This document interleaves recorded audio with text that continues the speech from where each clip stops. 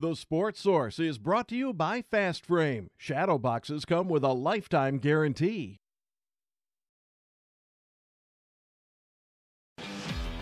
This is The Sports Source, presented by Bill Hotz and Associates, and by Renewal by Andersen, with your host, John Pennington. Good Sunday morning. Slim, the Sports Source skeleton, back today, and he's been saying wait till next year since he was fat and happy. Now he looks like that. It's Halloween weekend here in around the world. It's also Halloween weekend here on the Sports Source, so we're going to try and have a little fun. Even after that rough-looking game last night, Tennessee came close, couldn't pull it off, lost 27-24 at South Carolina. Makes reaching a bowl game a very, very long shot at this point. We'll see if they can win 3 of their last 4. We'll discuss all of that in today's show with 4 VFLs, 5 media members. It's going to be packed. Let's get into it. First segment brought to you by Bill Hotz and Associates. Everyone enjoys a good attorney joke. The folks at Bill Hotz and Associates laugh at good attorney jokes. But no one is laughing when you need to find a serious, proven attorney to help you after you're injured in an accident. Bill Hotz and Associates are the folks that can help you and help put the law on your side.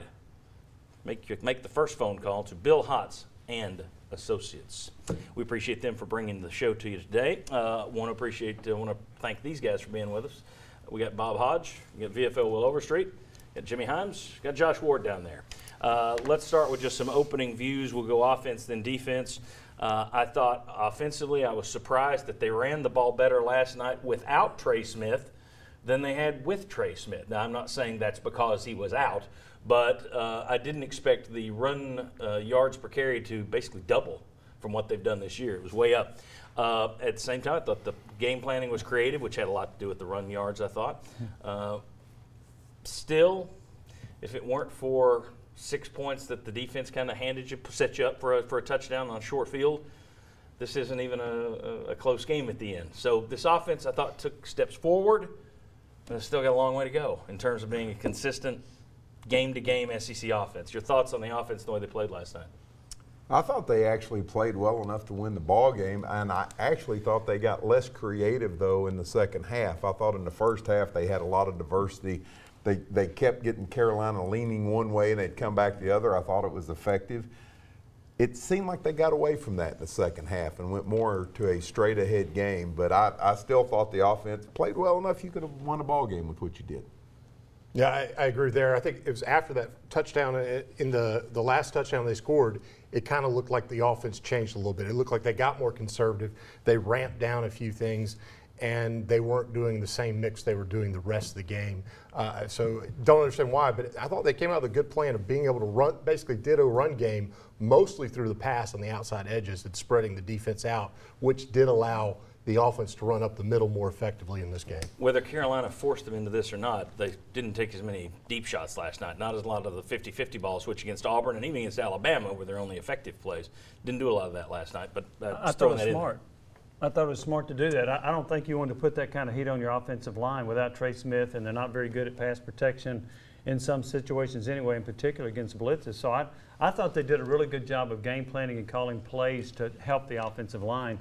And Tennessee's actually a pretty good team when they get on the corner, running sweeps or running off tackle. They had some misdirection, which I liked. I thought it was Helton's best game by far as a play caller. He's had some good series. He's had good halves, but I thought for the whole game he did a nice job. Yeah, I thought a lot of those calls were to help with the issues of what Tennessee can't overcome on the offensive side, and that's getting out quickly, the ball out of Jerry Garantona's hands. Now, he still took some hits, and that was an issue, but they were able to run successfully in short yardage situations at times. They were able to have more success on first downs, which I thought was very important.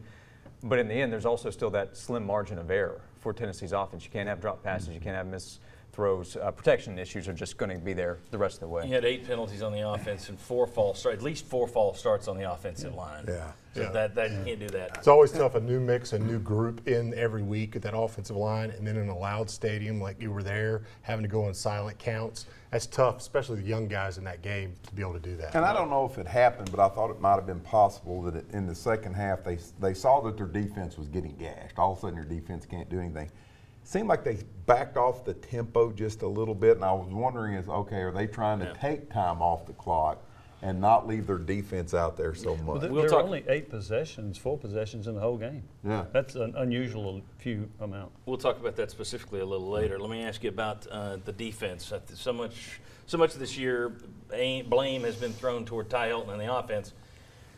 Look, I thought if there's a thing that cost you the game last night, it wasn't the offense, it was the defense. The defense had been improving. I thought if you asked me before the game what position on this team had made the biggest jump from last year, I would have said defensive line, because you look at Alex Johnson, you can look at Kyle Phillips, those guys have taken a step forward. Last night, I thought they took a huge step backwards. The defense, I thought, cost them the game. It definitely is. You look at that, the offense. The offense did good enough to win the game. I don't disagree with that. Your defensive line, one-on-one, did not win many matchups at all. They had a guy always on them. They weren't getting off.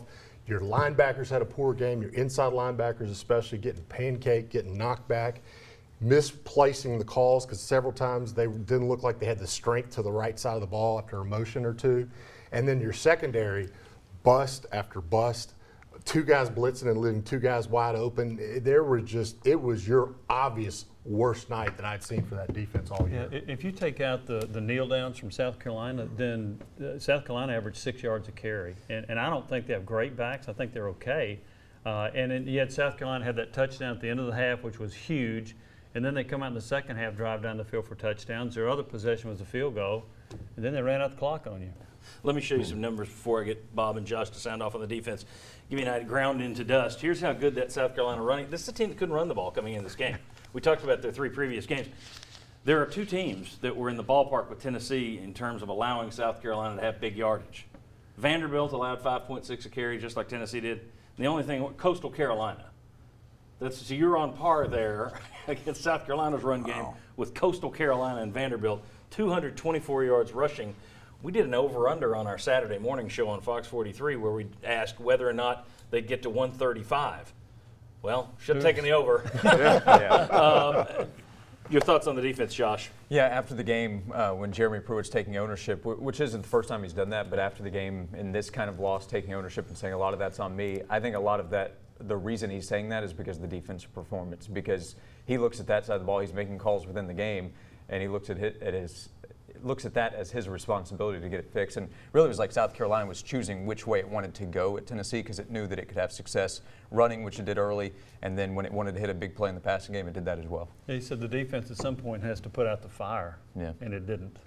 Bob, your thoughts? 2 things. One, I thought they looked like there was confusion, and I think if anybody watching the game, at one point, Batuli came off the field, and Pruitt was very creative in his language when what he said to Batuli, if you can read lips. And the other thing is, they tackled horribly. Yeah. Which is just a basic part of football. They tackled terribly. They haven't been a great tackling team all year, but yesterday was particularly awful. And I mean, it wasn't just 1 or 2 guys. I mean, it seemed like everybody would have a chance to make a play, and they make 4 or 5 more yards off of that. So the tackling was awful. Which was interesting considering, the team as a whole, I thought, fought. And we wondered last week, Pruitt was blunt in his criticism. Are you going to lose some guys, or some guys going to fight the way he would want to, and that's why he's directing that criticism?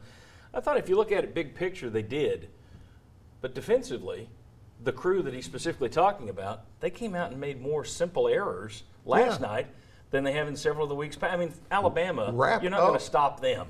But, yes, the tackling last night took a huge step backwards after he kind of got onto him last week, which tells me I don't think they quit. Just tells me I don't think they've got it down. How many guys on that team are good enough to put a shoulder into somebody and knock them down if it's a pretty good football player? Not many. Not many. Okay, very good. When we come, later on we're going to discuss some of Jeremy Pruitt's coaching decisions, some of the big in-game decisions. We'll debate those.